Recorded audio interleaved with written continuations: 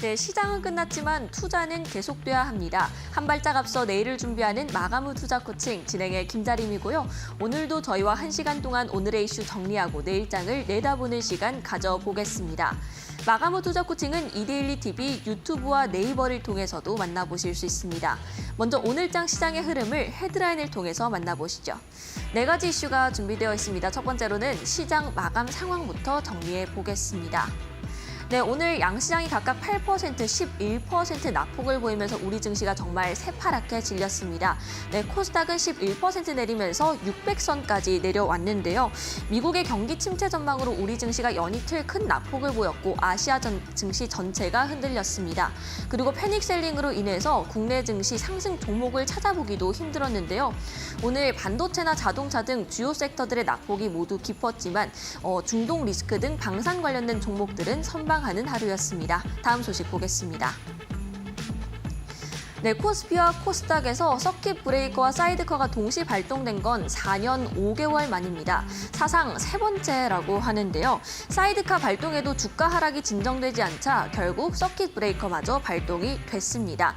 이렇게 거래가 일시 중단이 된 건데요. 20분간 발동 시점부터 주식과 지수 선물 거래가 중지되고 이후에 10분 동안은 동시호가 단일가 매매가 이루어지는 방식입니다. 다음 소식 보겠습니다.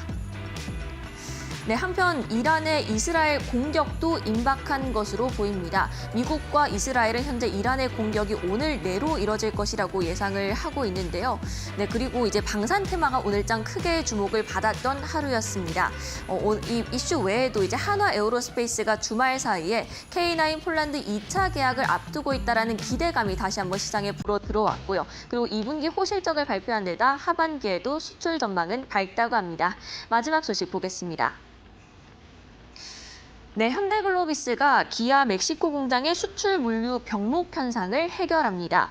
항구와 철도를 이용한 대체 물류망을 이용한다는 방침인데요. 한동안 이 중국산 이 자동차 수입이 늘어나면서 물류 병목 현상이 늘어날 수밖에 없었던 것이 바로 이 수출입 통관 시간이 늘어났기 때문입니다. 다만 이런 대체 물류를 이용한다면 현대글로비스와 함께 이 기아는 멕시코 공장에서 북미 수출 기지 역할을 이어갈 수 있을 것으로 보입니다. 네, 이렇게 4가지 이슈들 모두 저와 함께 살펴봤습니다. 오늘장 시장의 낙폭이 굉장히 깊었던 하루였죠. 이런 시장에서는 어떤 대응 전략 짜보면 좋을지 저희 마감 후 투자 코칭과 함께 해주시기 바라겠고요. 마감 후 투자 코칭 본격적으로 시작합니다.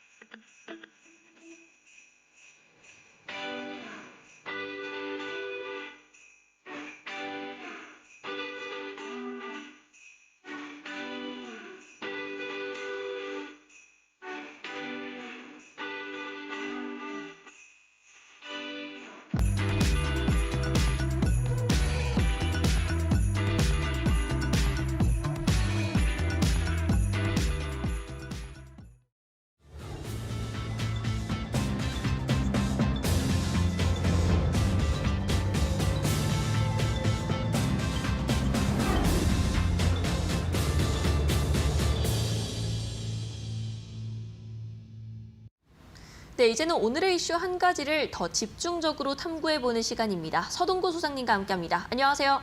네, 안녕하세요. 네, 소장님 오늘 우리 시장 낙폭이 정말 깊었습니다. 시청자분들, 투자자분들께서 정말 고민이 많으실 것 같은데 한 말씀 부탁드립니다. 그렇습니다. 어떤 면에서는 좀 유구무원이고요. 네. 이런 상황에서 제가 과거에 이제 증권회사 다닐 때 IMF 때라든가 네. 또는 뭐 금융 위기 이런 어떠한 시점들 속에서 이런 일이 벌어지면 어느 정도 뭐 예방도 했습니다만은 그렇지도 못한 상태에서 이렇게 어떤 면에서는 날벼락을 맞고 있지 않습니까? 그냥 단말기 덮고 외출하거나 네.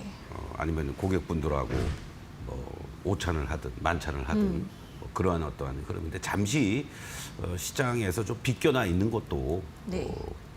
또 다른 측면에서는 멘탈 관리에 도움이 되지 않을까 먼저 이런 말씀을 드리면서 그러면서도 뭔가 우리가 분석할 건 분석하고 네. 향후의 어떤 예상 시나리오라든가 이런 측면에서 대응을 준비해야 되는 그런 부분도 있으니까 여러분들 많이 힘들고 어려우시겠지만 조금만 더 인내하시면서 현재 시장을 냉철하게 우리가 분석하고 향후의 대응 방안을 이 시간을 통해서 같이 공부해 나갔으면 좋겠습니다. 네, 오늘 시장이 크게 흔들리고 있습니다. 오늘 저희가 향후 시나리오와 꼼꼼한 대응 전략까지 챙겨드릴 테니까요. 끝까지 저희와 함께 해주시기 바라겠습니다. 바로 오늘의 이슈 화면을 통해서 만나보시죠.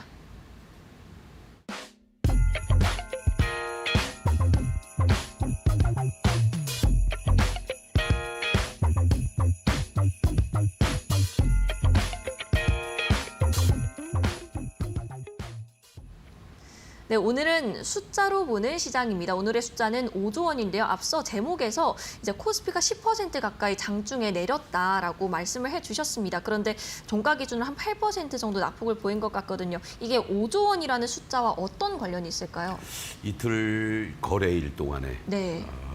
코스피, 코스닥 오늘 코스닥 시장에서는 뭐 대규모 매수가 들어오긴 했습니다만 맞습니다. 외국인들이 코스피 시장과 그리고 선물 시장 쪽에서 이 거래일 동안 다 합친 금액이 5조 원 가까이 된다.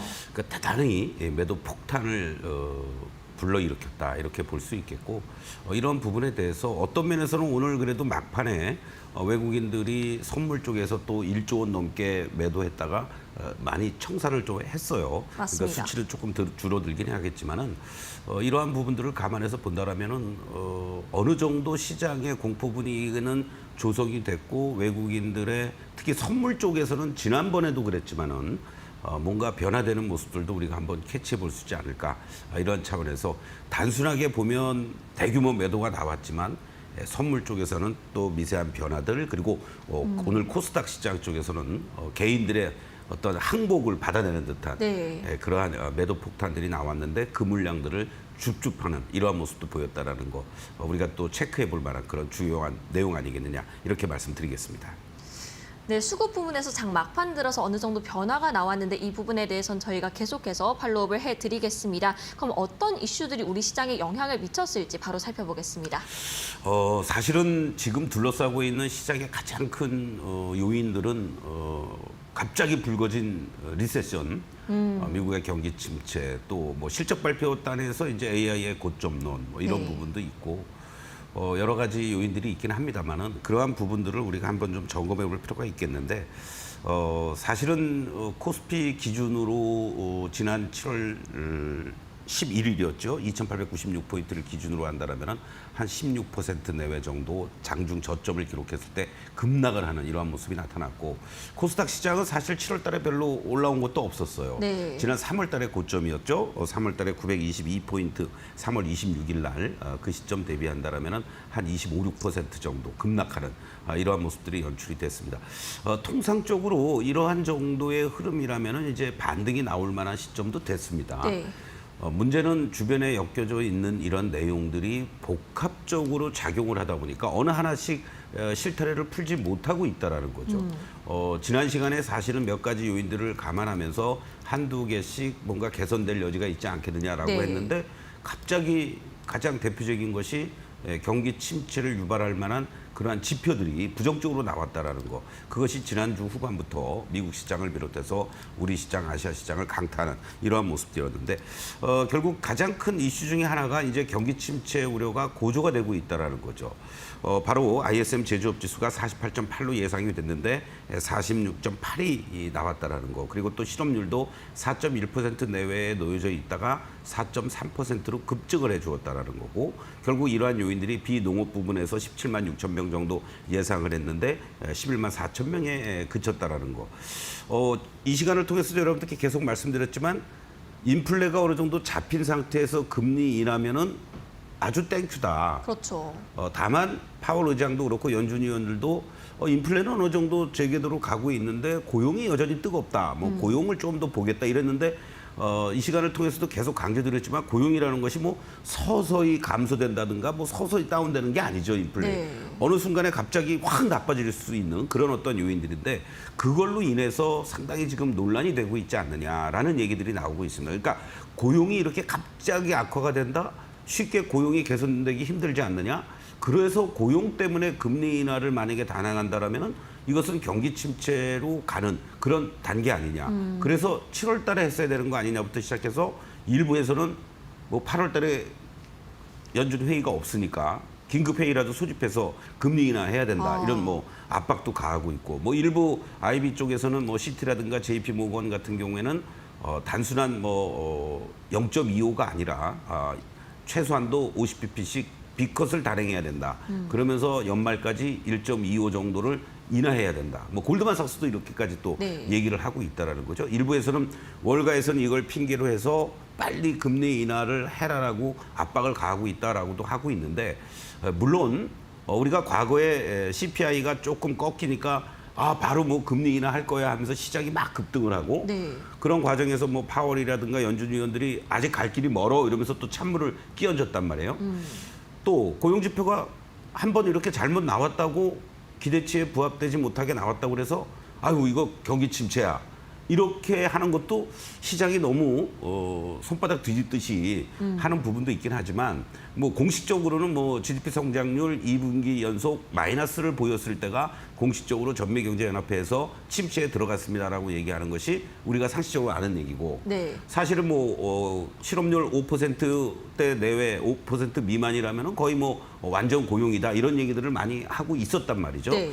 그럼에도 불구하고 이것들이 불거지는 이유는 그만큼 시장이 많이 올라왔던 거에 따른 피로도도 있지 않았느냐. 이러한 부분들을 우리가 한 번은 되짚어봐야 될 내용이다라고 좀 말씀을 드리고 싶고, 이러는 와중에 결국은 이스라엘 네타냐후 총리의 여러 가지 뭐 그러한 형사적 리스크를 해제하기 위해서 전쟁을 계속 끌고 간다라는 논란도 있지만, 이스라엘과 이란과의 일촉즉발의 네. 폭풍 전야와 같은 이러한 얘기, 뭐 오늘 밤에 뭐 공습할지도 모른다, 뭐 내일 한다, 뭐 여러 가지 이런 부분들이 뭔가 시장이 좀 어수선할 때 이런 얘기가 나오면 네.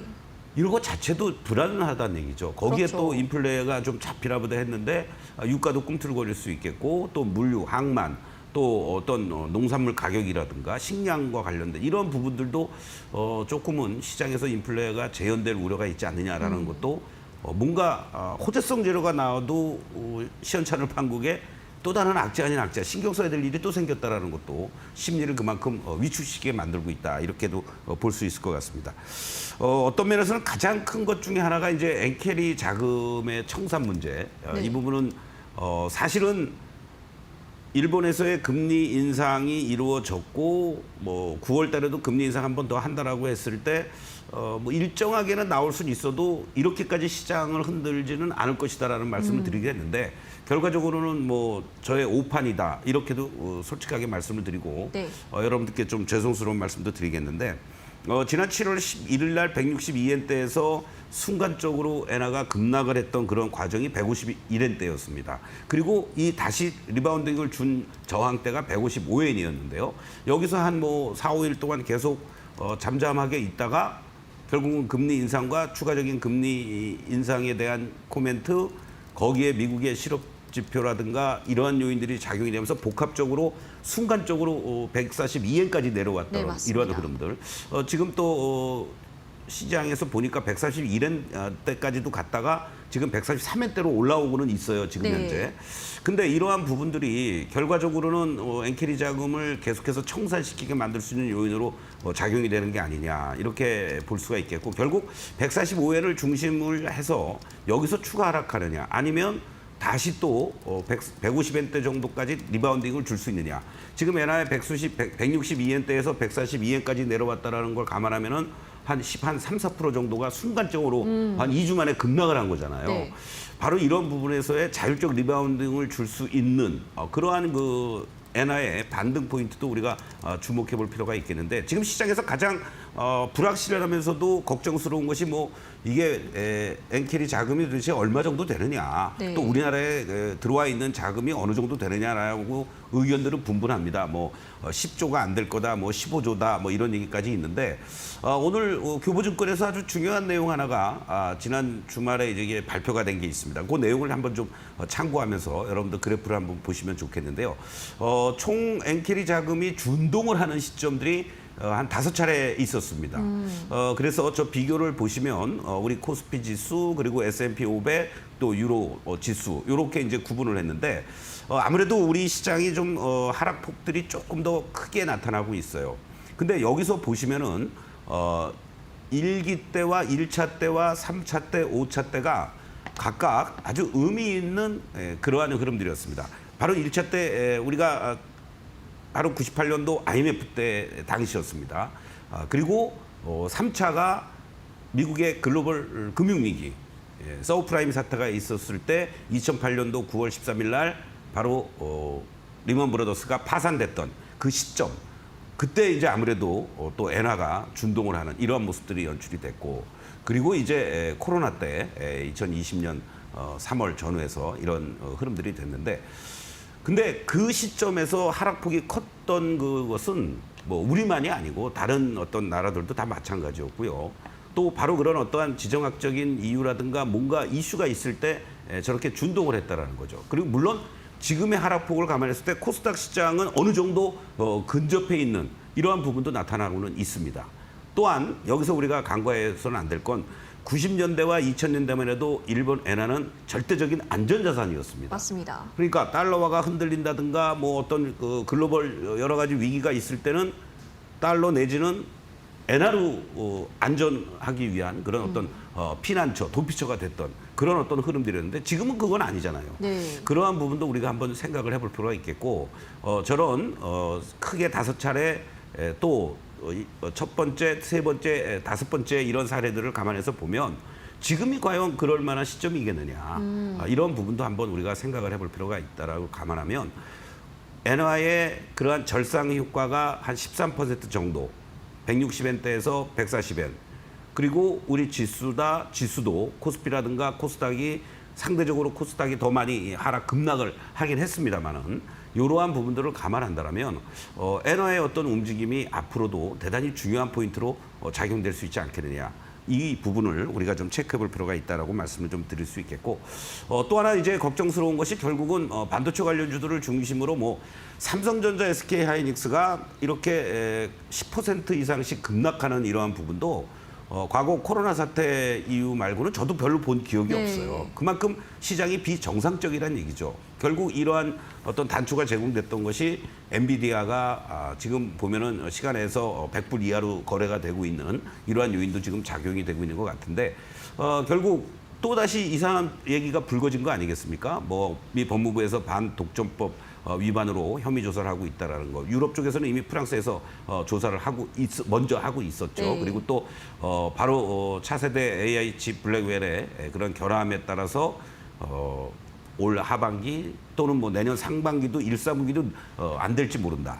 이게 또 저걸 가지고 오히려 TSMC의 어떤 몰빵하고 있는 게 문제가 있으니까 삼성전자가 수혜를 볼지도 모른다. 이런 얘기고 있는데 네. 지금 저 블랙웰과 관련돼서는 전체 엔비디아에서 차지하는 매출 비중이 뭐 한 5%에서 7%밖에 안 된다고 하니까 실질적으로 회사에 물론 뭐 조금 손실은 있을 수는 있겠지만 하반기에 크게 영향을 미칠 건 아니다라고 볼 수 있는데 문제는 바로 이 AI의 거품론에 일조하고 있는 것이 MS라든가 아마존이라든가 구글들이 그만큼 얘네들 재정 투자를 많이 했는데 이익 나는 거 없잖아. 근데도 내년에도 계속 투자를 할래? 라는 이러한 부분이 거품론까지 제기가 되면서 전체 심리라든가 투자 또는 어떠한 그 매수 주체들의 그러한 움직임들 속에서도 부정적인 영향을 주고 있다. 바로 이러한 부분들이 지금 이 수급의 결정적인 역할은 엔캐리 트레이드 청산과 관련된 부분이지만 그것이 이러한 요인들이 복합적으로 작용이 되면서 매도를 하고 청산할 수 있게 만드는 여건이 되고 있다는 거. 이 부분이 지금 시장을 좀 당혹스럽게 만들고 있고 급락세가 좀 쉽게 진정이 안 되는 이런 요인이 아니겠느냐. 이렇게 말씀을 좀 드리겠습니다. 네, 침체 AI 거품론 그리고 전쟁까지 결국 우려가 시장의 급락으로 작용을 하게 된 것 같습니다. 그런데 들어보니까 펀더멘털 자체가 훼손됐기보다는 조금 우려감으로 인해서 시장의 급락이 나타난 것 같은데 그러면 향후에 좀 지표들이 잘 나온다면 오히려 반등의 모멘텀으로 작용할 수 있을지도 궁금합니다. 그렇습니다. 그래서 사실은 이 원고를 준비하면서 좀 빠진 것도 있을지 몰라도 앞으로 우리가 여러 가지 이러한 요인들을 대응할 때 시장이 어떻게 반응할지 일정을 가지고 한번 제가 네. 여러분들께 말씀을 좀 드리려고 조사를 했는데요. 이러한 그 일정들이 시장에 미칠 만한 영향들이니까 여러분들 확인할 필요가 있겠고 조금 메모하기 쉽지 않으신 분들은 촬영도 하셔가지고 여러분들이 최소한도 FOMC 회의 9월 19일 날 있기 전까지는 좀 여러분들이 단말기 앞에 놓고 이렇게 체크를 하면서 보면 좋지 않을까.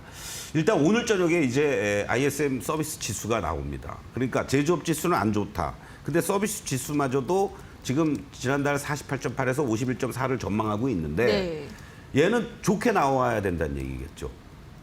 그렇죠? 근데 얘가 만약에 좋게 나온다 그러면 나름대로 의미 있는 반등이 또 나올 수도 있습니다. 네.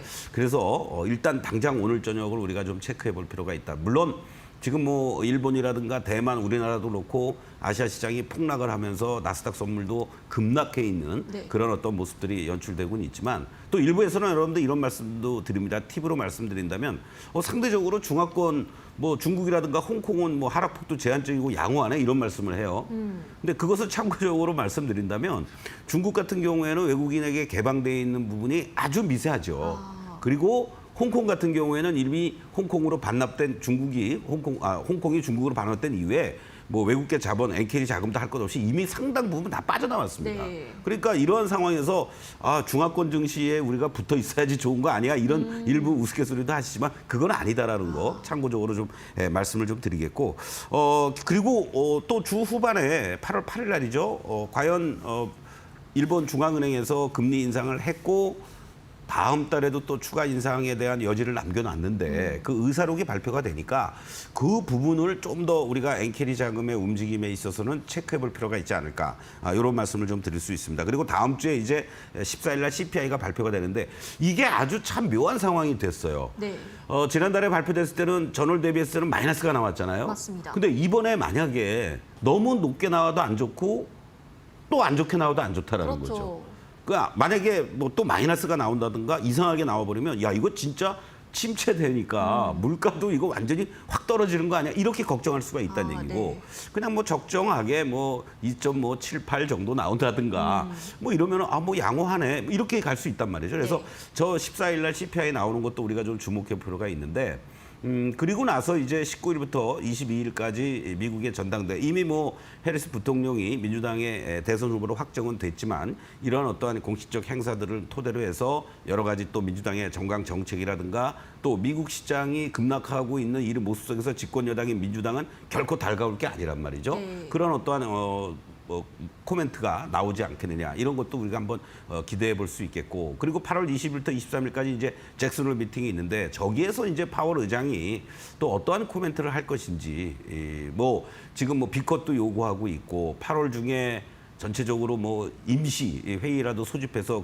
금리 인하라 그거는 오히려 아닐 것 같아요. 저 개인적인 생각으로 과거에도 코로나 사태가 나왔을 때 전반적으로 갑자기 새벽에 그냥 막 파월 의장이 성명을 발표하면서 금리를 이렇게 하락하는 이러한 그 모습들이 인하하는 그런 어떤 흐름들도 연출이 됐었는데 그러한 부분들이 만약에 진행이 된다라면은 야 이거 정말 경기 지쳐 오는 거 아니야?라고 걱정할 우려가 있으니까 정상적인 루트를 가는 게 좋지 않을까 이런 말씀드리고 이제 우리한테도 또 어떤 면에서는 키가 넘어왔다라고 볼 수 네. 있습니다.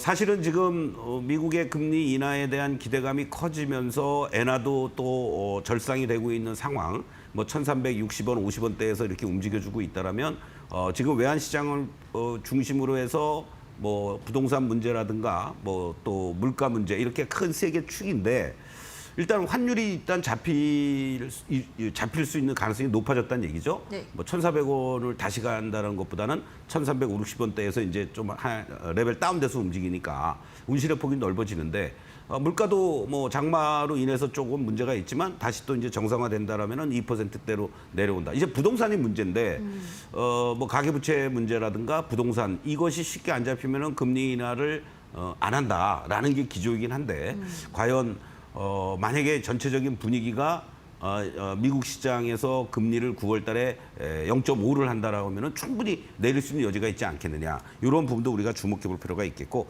또 그러고 나서 8월 28일 엔비디아가 실적 발표를 하게 됩니다. 그리고 바로 이제 9월 달 들어와서 이번 시장의 하락의 요인을 주었던 바로 미국의 또 ISM 제조업 지수가 발표가 되겠고 그 주 6일 날 실업률이라든가 그리고 또 그 다음 주 11일, 12일부터 CPI, PPI 그걸 다 보고 이제 우리 추석 지나고 나서 19일 날 미국의 FOMC 회의 결과가 이제 나오는데 큰 이벤트를 봤을 때는 사실은 9월 19일이라든가 또 8월 28일 요때까지는 시장에서 뭔가 시장의 모멘텀을 강하게 줄 수 있을 만한 굳이 준다면 오늘 저녁에 발표될 이러한 ISM 서비스 지수 네. 이런 것들이라는 걸 감안하면은 시장에 어떤 급반등을 줄 만한 모멘텀은 좀 부족하지 않겠느냐. 이러한 부분을 우리가 좀 조금은 아쉬우면서도 여러 가지 시장의 자율적 반등이라든가 이런 부분을 좀 기다리면서 대응해야 되지 않을까 이런 말씀을 좀 드리겠습니다.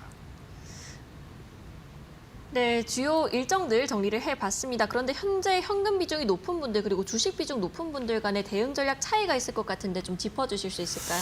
그렇습니다. 이게 이제 가장 어렵죠. 현금 비중이 있는 분들은 뭐 적절한 시점에서 몇 가지만 체크를 하고 분할 매수 들어갈 수 있는 타이밍이 나오지 않을까 이런 말씀을 좀 드리겠는데 제일 중요한 게 이제 물가와 고용 지표 금리 인하를 어떤 식으로 할 것인지를 확인하는 것이 전체 시장에서는 현금을 갖고 있든 주식을 갖고 있든 같은 그런 포인트라고 볼 수가 있겠고 또 하나는 이제 수급 개선이 어떻게 이루어지느냐. 오늘 선물 쪽에서 조금 개선되는 모습이 나타났는데 그것보다는 엔화가 145엔대로 다시 또 넘어와 주는지 이 부분을 여러분들 계속 체크하는 이러한 전략이 필요하지 않겠느냐 이렇게 말씀을 드리겠고 지수 밴드는 사실은 지금 9배 이하로 내려와 있어요. 네. 우리가 예상대로 말씀을 드리는 거를 감안해서 본다라면 그리고 이러한 밸류 자체를 감안했을 때는 이제 저평가 구간에 접어들었고 단기 낙폭 과대라는 거 또 신용장구가 지난 17일 날 20조 원대에서 지금 19조 원대로 내려왔는데 한 2, 3조는 더 내려와야 된다는 얘기죠. 이것이 이제 우리 또 단기적인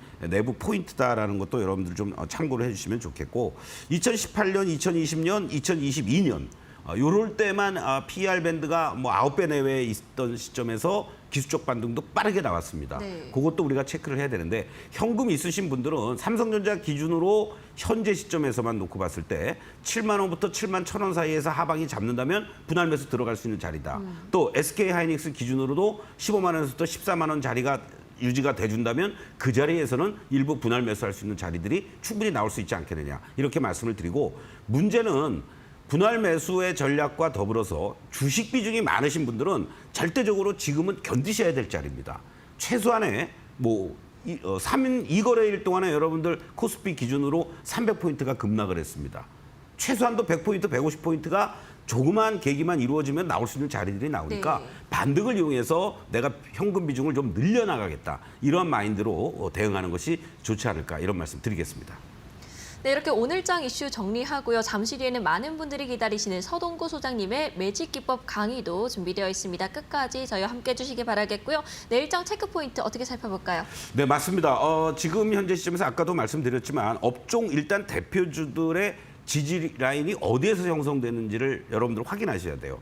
그래야만 뭐 추가 매수를 하든 다른 여타 아까 말씀드린 삼성전자, SK하이닉스가 그 자리에서 지지를 받아야만 소부장 쪽이라든가 이런 것들도 올라올 수 있으니까 선물에서의 매도 규모가 축소되는지 그리고 업종 대표주들의 지지와 저항을 확인하시고 또 시총 상위주들 그것들을 먼저 보셔야 됩니다, 여러분들. 내가 갖고 있는 거는 뭐 중소형 단위다 뭐 이런 거라고 하더라도 시총 상위 종목 반도체가 됐든 2차 전지가 됐든 또 전력 설비가 됐든 얘네들이 하방을 잡아줘야만 다른 쪽들도 탄력적으로 움직이는 반등을 줄 수 있는 그러한 부분이 연출이 되는 거고 탄력적으로 대응이 가능하신 분들은 매매가 가능하지만 그렇지 않으신 분들은 내가 갖고 있는 거 반등을 이용해서 적절하게 손실폭을 축소시키는 이러면서 현금을 조금 더 반등시마다 늘려나가는 이러한 전략이 현재 구간에서는 절대적으로 필요하고 위험 관리에 대한 하락할 때 쫓아가면서 포기하고 매도하는 게 아니라 조금이라도 반등이 나올 때 그 자리에서 비중을 조금씩 줄여나가는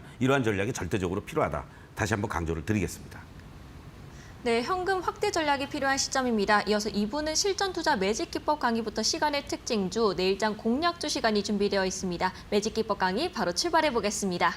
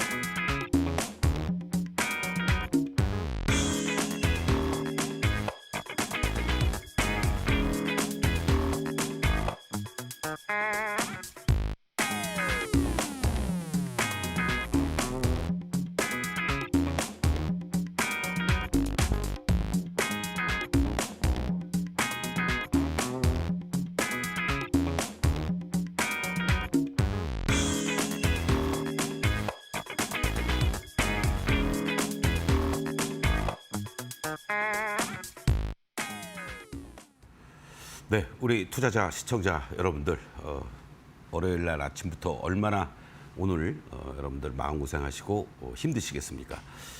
뭐 흔한 말로 이것 또한 지나가리라라고 합니다만은 현재 시점에서만 놓고 보신다면 여러분들 너무나도 많은 그러한 그 고민과 또 괴로움, 또 좌절 이렇게 하고 계시는데요. 그럴수록 여러분들 잠시 있는 것도 좋고 이러면서 조금 더 여러분들이 여유 있는 마음을 가졌으면 하는 그런 말씀을 드리겠습니다.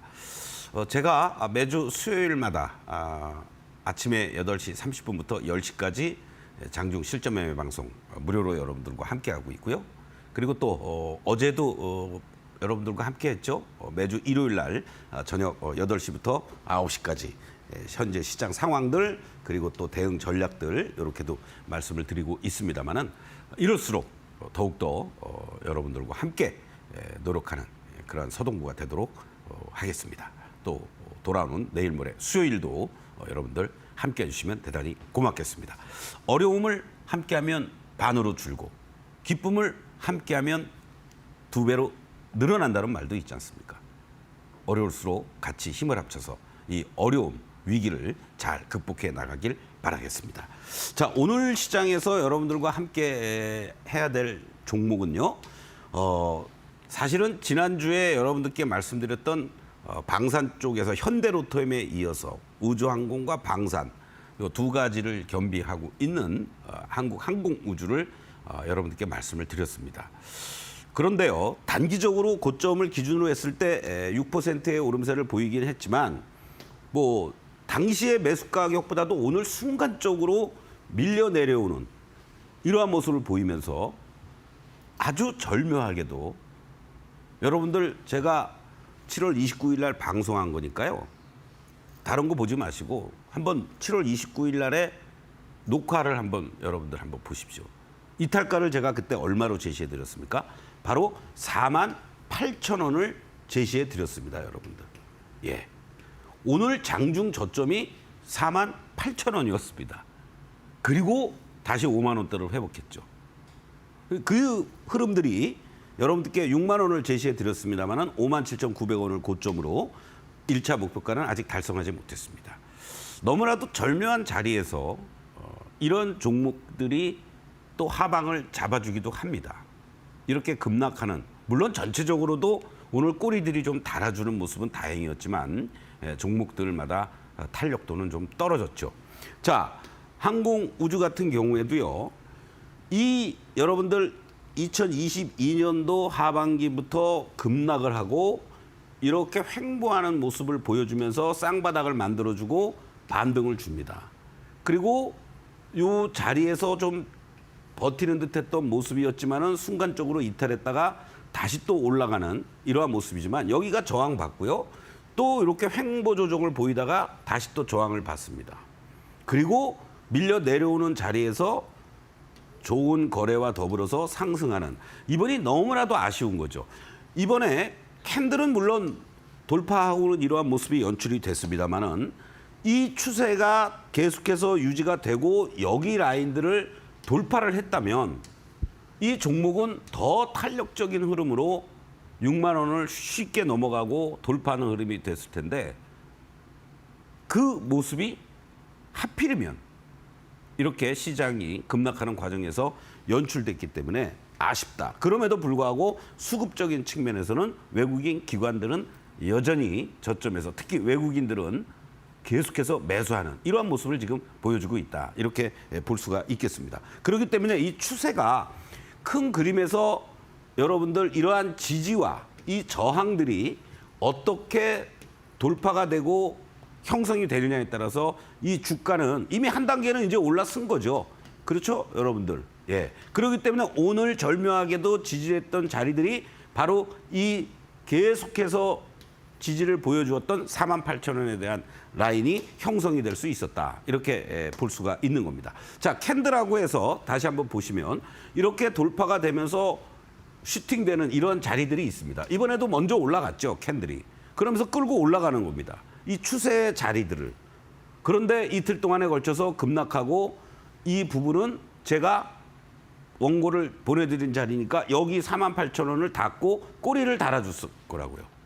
바로 그러한 모습들이 연출이 됐다는 얘기죠. 그러면 여러분들이 이 그림을 토대로 해서 우리가 이제 좀 더 확인해 볼 수 있는 건 무슨 얘기냐면, 자, 일정하게 이렇게 이제 작년 말부터 저항받고 내려오고 저항받고 내려오고 저항받고 돌파했다가 곧바로 또 두들겨 맞고 또 내려오고 여기서 횡보해 주면서 분할 매수 들어갈 수 있는 타이밍들이 나왔고 적극적으로 매수할 수 있는 타이밍들이 이러한 구간에서 나왔습니다, 사실. 그렇죠, 여러분들? 그리고 바로 여기 이 6만 원을 돌파하지 못하고 여기에서 저항받고 흔들리는 이러한 모습들이 순간적으로 나타났죠. 단기적으로는 여기서 공략하신 분들은 일정하게 이익 실현도 하시면 되는 거였고, 안 그러면 여기서 기다리는 거죠. 그리고 어떤 모습입니까? 오늘 이 꼬리가 아까는 작았지만 이렇게 길게 꼬리가 달리면서 마감이 됐을 거라고요.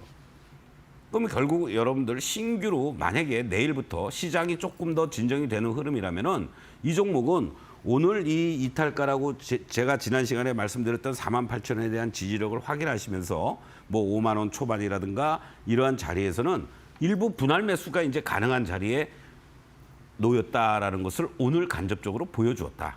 이렇게 말씀을 드리겠습니다. 그리고 단기적으로 시장이 워낙 변동성이 있으니까요.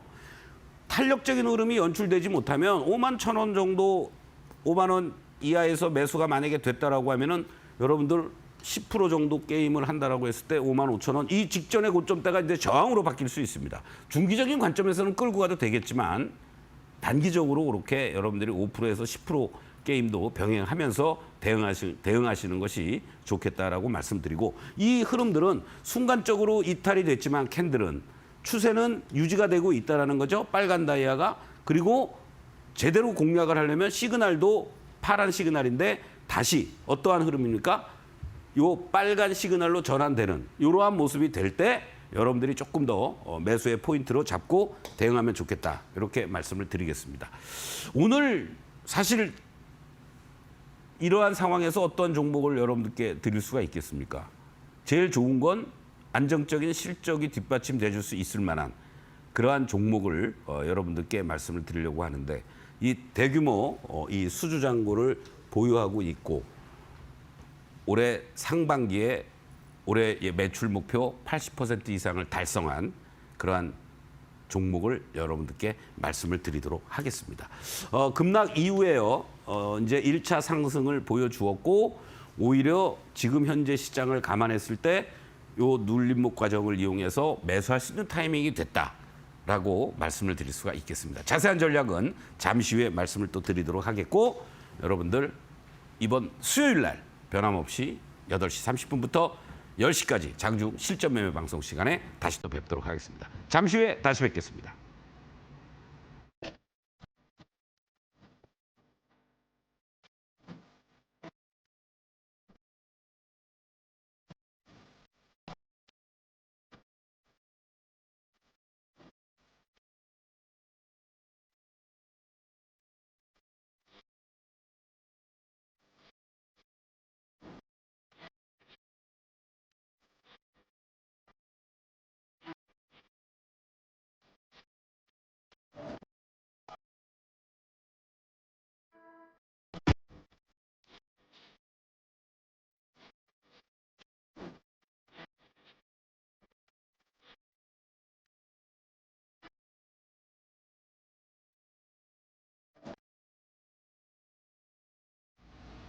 네, 저희가 제공해드리는 정보는 여러분들께 도움을 드리기 위한 단순 참고 자료일 뿐 종목의 상승과 하락은 보장하지 않는다는 점 함께 안내해드리겠습니다. 현재 시간이 4시 41분경을 가리키고 있는데 어떤 시간에 특징주들이 이름을 올리고 있을지 등락률 순으로 확인해 보겠습니다. 3위 종목부터 열어주시죠. 네, 3위 종목은 알테오젠입니다. 코스닥 시가총액 2위에 이름을 올리고 있는 종목이죠. 하반기에 바이오 시밀러 종목들이 특히나 뜨거운 모습을 보여주고 있는데 알테오젠의 경우에는 연이틀 10% 내외의 급락세가 나오고 있습니다. 특히 오늘 장에서는 외국인과 기관의 순매도세 1, 2위에 이름을 올린 종목이기도 한데요. 그럼에도 불구하고 지속형 성장 호르몬 모멘텀은 여전히 유효하다는 점, 그리고 현재 시간의 거래에서 2.5%가량 추가적인 시세를 내고 있다는 점 참고하시고요. 다음으로는 2위 종목 보겠습니다. 네, 옵티코어입니다. 이 옵티코어의 경우에는 지난주에 상한가에 진입을 하기도 했었는데요. AI 데이터 센터용 제품을 만들었기 때문입니다. 전력을 20%가량 절감할 수 있고 거기에 가격 경쟁력까지 갖추고 있다는 소식과 함께 정말 큰 폭으로 올랐는데 최근 한 주간 주가 변동성이 굉장히 큰 상황입니다. 그렇기 때문에 조금은 신중한 접근이 필요하고요. 현재 시간의 거래에서 3%가량 시세를 내주고 있습니다. 마지막 1위 종목도 확인하시죠. 네, 1위 종목은 캔코아 에어로스페이스입니다. 사흘 만에 하락 전환했고요. 오늘장 7%가량의 낙폭을 보였습니다. 네, 시장 내에서 방산주들이 선방했음에도 불구하고 캔코아 에어로스페이스는 상대적으로 좀 부진한 흐름을 보였는데요. 최근 한국항공우주산업과 방산 부품 계약을 체결했다는 소식도 들려왔습니다. 현재 시간의 거래에서는 4% 상승률 기록하고 있습니다. 이렇게 세 가지 시간의 특징주 함께 살펴봤고요. 이어서 서동구 소장님과 함께 내일장 공략주 시간으로 찾아오겠습니다.